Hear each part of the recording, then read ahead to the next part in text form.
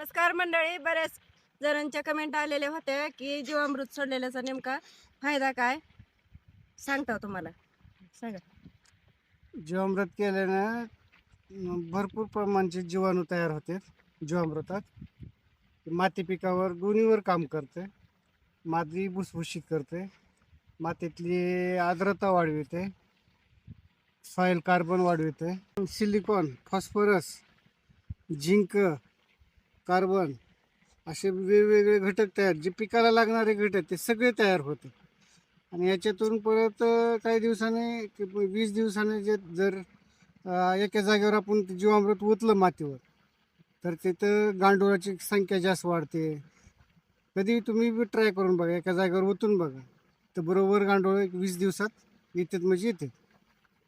आता तुम्हाला दाखवतो गांडूळ आम्ही पाट पाण्यात सोडतो, तर ती कसं सोडायचं ते दाखवतो तुम्हाला.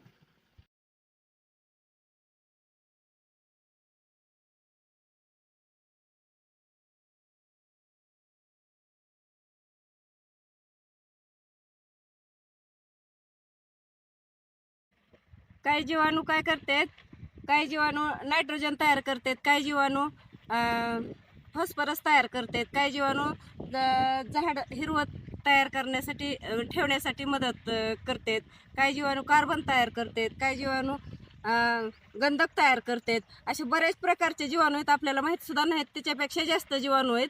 ते जमिनीत सोडलेल्याचा फायदा आहे, जिवंत जमीन राहण्यासाठी ही जीवामृत तयार करायचं आणि सोडायचं. प्रत्येक शेतकऱ्यांनी हे केलंच पाहिजे, कारण ती आत्ता काळाची गरज झालेली आहे. रासायनिक खतं टाकू टाकू जमिनीचा पोत एवढा खराब झालेला आहे की पेरलं की त्यांना रासायनिक खत लागते. ही सवय झाली राहणार. जैविक शेती सगळ्यांना केली पाहिजे. जैविक शेतीसाठी सगळ्याचा प्रयत्न पाहिजेच. एक पाऊल पुढं जैविक शेतीसाठी सगळ्यांनी द्या. विषमुक्त शेती सगळ्यांनी पिकवायला पाहिजेच, कारण ही जमिनीवर टाकलेलं रासायनिक खत ही झाडातून फळात येत आहे, फळातून आपल्या शरीरात जात आहे, शरीरात गेल्यावरती विषच तयार आहे, सगळं तयार होत आहे.